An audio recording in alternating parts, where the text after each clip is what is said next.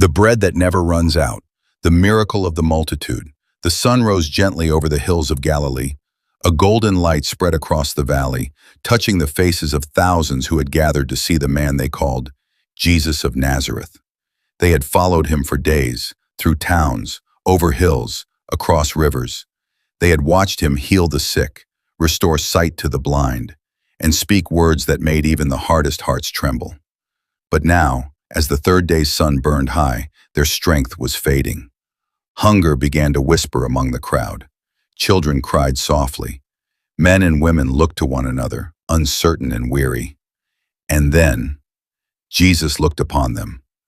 Thousands, tired, hungry, yet filled with hope. His heart was moved with compassion.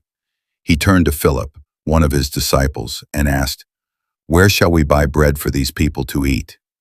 Philip blinked, bewildered. "Lord, even if we worked for months, we couldn't buy enough for everyone to have even one bite." Then Andrew spoke up. "There's a boy here," he said. "He has 5 small barley loaves and 2 fish. But what good is that among so many?" The boy looked at Jesus, unsure, nervous. The lunch in his hands was all he had. But Jesus smiled, the kind of smile that reaches the soul. He stretched out his hands and said, "Bring them to me." Jesus took the bread and the fish, looked up to heaven, and gave thanks. Then he broke the bread, and again, and again. Each time his hands moved, more bread appeared. The fish multiplied, fresh, glistening, endless. The disciples gasped as baskets filled faster than they could carry them. The people ate, every one of them. The old, the young, the strong, the weak. No one was left out. And when they were full, not just satisfied, but full, Jesus said, "Gather the leftovers. Let nothing be wasted." When the baskets were counted, there were 12, overflowing. One for each disciple. One for each doubt that had whispered, "It's not enough." The boy stood in silence, clutching an empty basket that had once held only enough for one.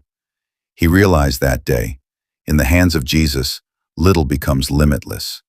It wasn't just bread that fed the people, it was faith. Faith that said, even what I have, small, simple, fragile, can become a miracle in his hands.